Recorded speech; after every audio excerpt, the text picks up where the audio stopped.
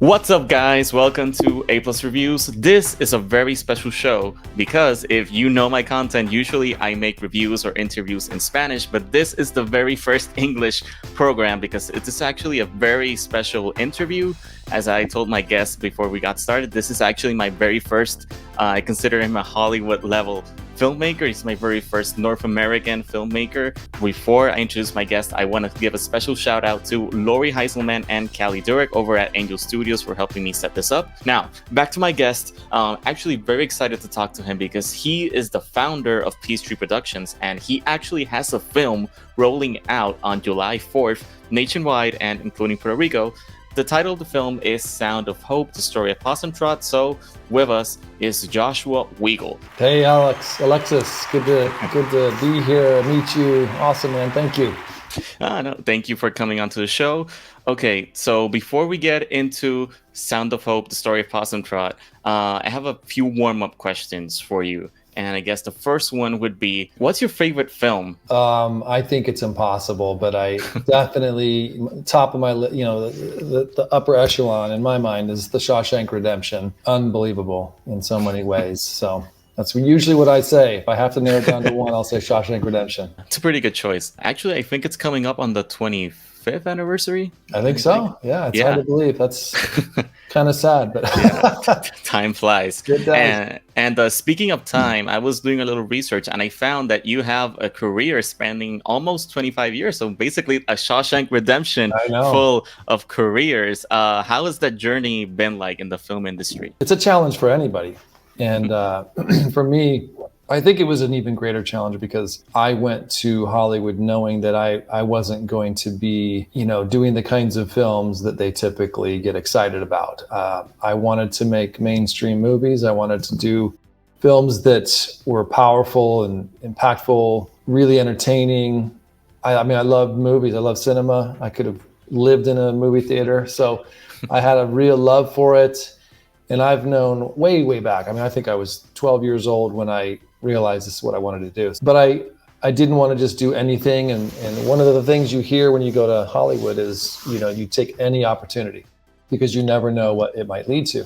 And that's just not something that I could do based on my faith and, what I think is important, my values. I knew I'd have to be careful what I worked on and that it really aligned with what I felt called to do. I ended up working in national commercials for a long time as an art director and production designer and began learning everything I could from that vantage point, and then did a lot of study on my own and eventually began making short films. When you're someone like me, you can't just get in the bandwagon and see where it takes you. And so I ended up having to turn down a lot of opportunities. I also wasn't really interested in just doing like strictly faith-based movies, the movies that we all think of when we hear those words.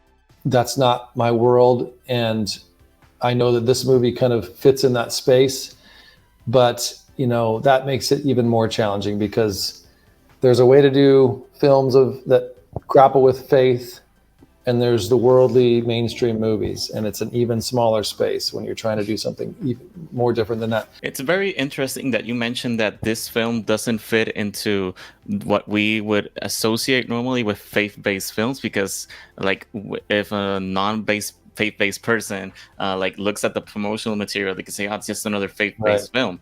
But how does this film break from that mold? Yeah, so when I say faith-based films, usually what that means is that it's like a genre. It's become a genre over the years. I totally understand the pressures that working in that space demands, and that is, wanting to be careful what you depict, and content is important, and you want to honor God, and you want to tell stories that root from that faith. But what's happened over the years is it's become a genre. So you have all these specific things that usually need to be present in the movie to fit in that space. Those are things like, somebody needs to come to faith or that kind of thing. So it also is a part of the industry that shies away from, I think, authenticity. It's gotten to the point where there's discomfort with getting too authentic, too real, grappling with difficult subject matter or stories. And that's some of the things we were told by some of the main faith-based companies, is that this story was taking on things that people don't want to hear about. It is probably one of the films that will have more faith in it than many of the typical faith-based movies. You're going to hear scripture, you're going to hear Jesus, but it's about a church community. It's about a community that church is like their foundational community. By nature of that, you're going to naturally create and tell the story from that perspective. And I think what is exciting to me creatively is that it's natural, it's authentic. When you see and hear and experience those things in this film, they're so grounded.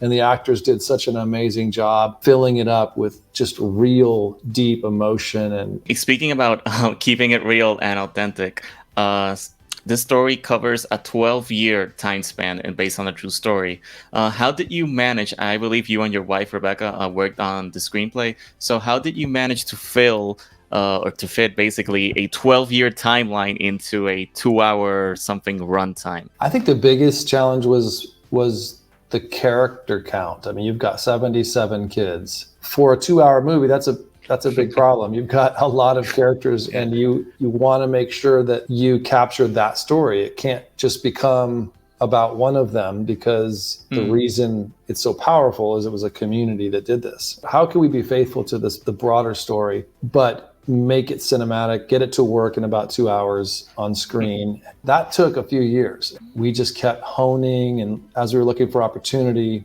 just kept going deeper and deeper.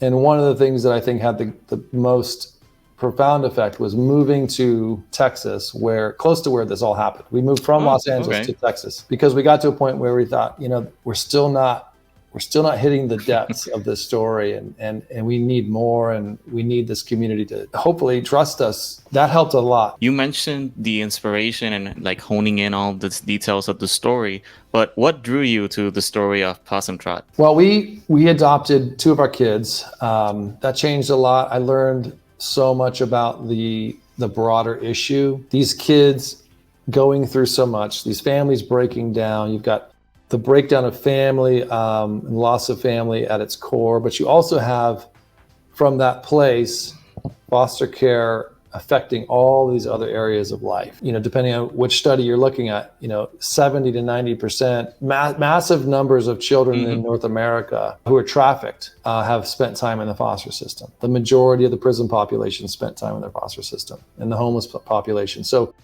we started realizing this is a root. And if we can get at the root of this and deal with this and tell stories about it, and use this story to bring attention to it and help people learn how they can get involved, we want to do that. And then we also, as believers, we know this is I think humans all feel the obligation to help people in need. But Christians are some of as far as I know, the only ones who are specifically called by God to go do this work.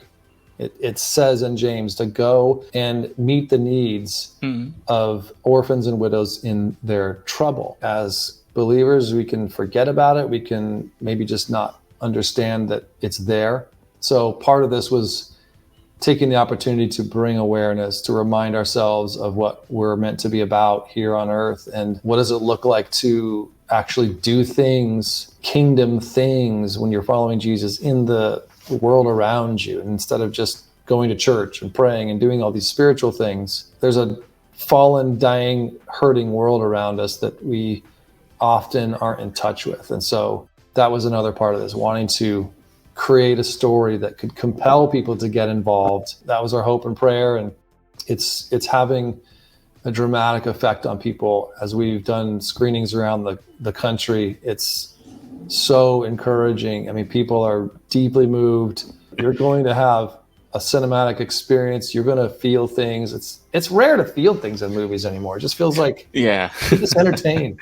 But you're going to feel like really powerful emotions. It's weird. Usually movies nowadays, they feel like they try to manipulate us too much in the sense to, like, feel something in the scene, like the music builds up, but it's very rare to see a movie that actually, moves you and touches you. I don't know how it is in the States, but normally in Puerto Rico, usually when one of these films comes out, for example, I can think of Sound of Freedom last year, which is, I can think, kind of in a similar vein. Yeah. And I remember seeing it in the theater, and I saw people like standing up in the middle of the movie, or like mothers and even parents just crying, like all the way through the movie. True. Working with Angel, we ended up with a title change, and a lot of thought went into how do we continue what happened with Sound of Freedom, because it's profound. I mean, I was, having, been very moved and affected by the issue of child trafficking years back. It's one of those things where it's happening. Trafficking is at an all-time high in the world today.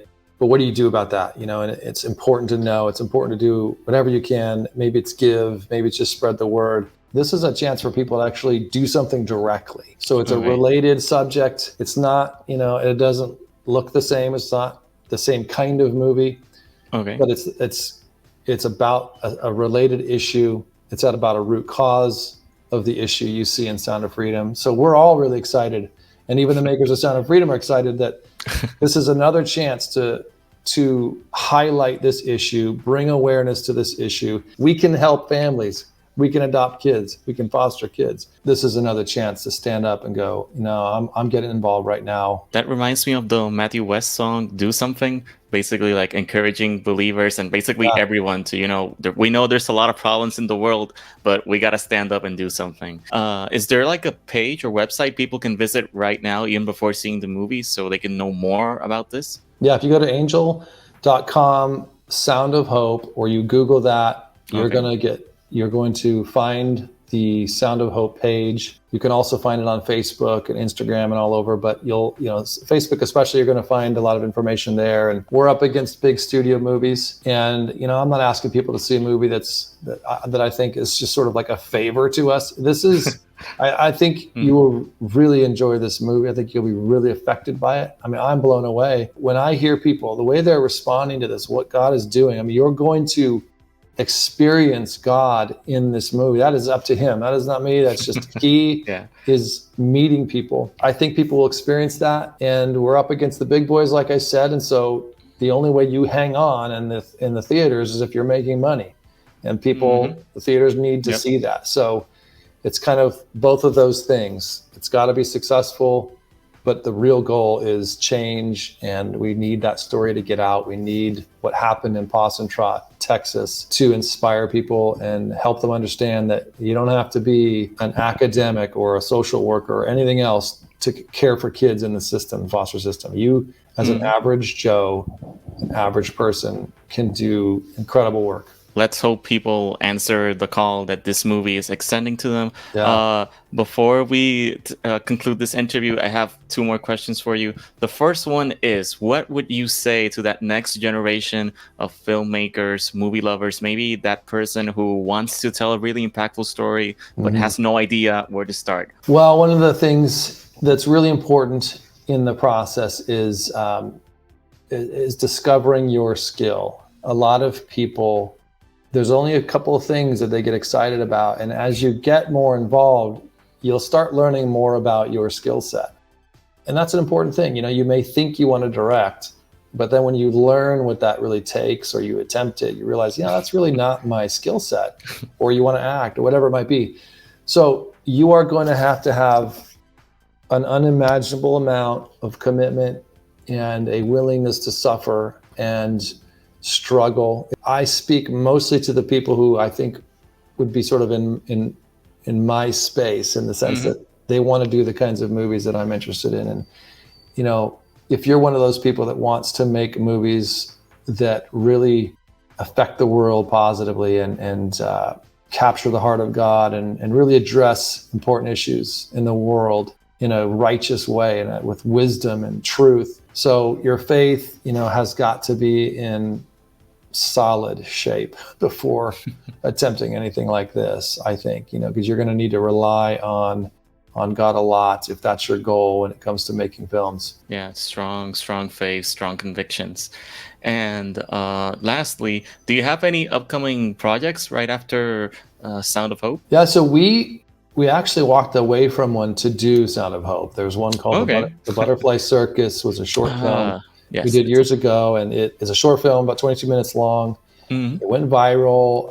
It's had probably 100 million views by now, and it just went all over the world. Nick Vujicic is in it, the evangelist with no arms and legs. It's a fictional story about a man with no limbs who flees the sideshow world and joins up with a circus like Cirque du Soleil. We had a feature-length script ready. We have it ready. That's going to be most likely our next project. We got really close right before Sound of Hope to producing it. Some of the studios were interested, but it's a special story. It's got to be the right people. It's looking really good. That's what we feel is probably going to be our next one, the feature-length version of Butterfly Circus, which you could see the short online. If you just Google Butterfly Circus or Yeah, I found it on YouTube. Simple search, Butterfly Circus, and I saw it. I really enjoyed it. And just reading the comments, as I mentioned to you before we started, people are still to this day in 2024 really connecting with the story and being moved by the message. So it's really great when, as you mentioned throughout all this interview, when you know your purpose, like, you know, okay, I'm going to make art, I'm going to make entertainment, but it's going to have a message. We need to promote more stuff like this. So thank you for coming onto the show. Is there anything else you want to add, Josh, before we sign off? No, I appreciate you and anyone who is helping with this film, going to see the film. I want people to know it's, you know, when you do a film that you're hoping will do something in the world, you know, my feeling is you should still be a movie first. Like you've got to, the message can't overshadow the fact that you're making a movie. And so I just want people to know that we wanted to make a great film. That was what we set out to do. I think it's going to be an incredible experience in and of itself. You know, excited to have people go out to a movie theater, see this movie. You know, it helps the movie theater experience. The more movies we see in theaters, the more likely they're to hang around because, you know, there's a lot of pressure on them too to you know, remain relevant. And I can't imagine the world without a movie theater. So go see it in the theater if you can. that makes two of us. So you heard it from him. Go see Sound of Hope, the story of Possum Trot. Once again, Josh, thank you for making this possible. To the people over at Angel Studios, thank you. Thank you, Josh. Yes, thank you, Alexis.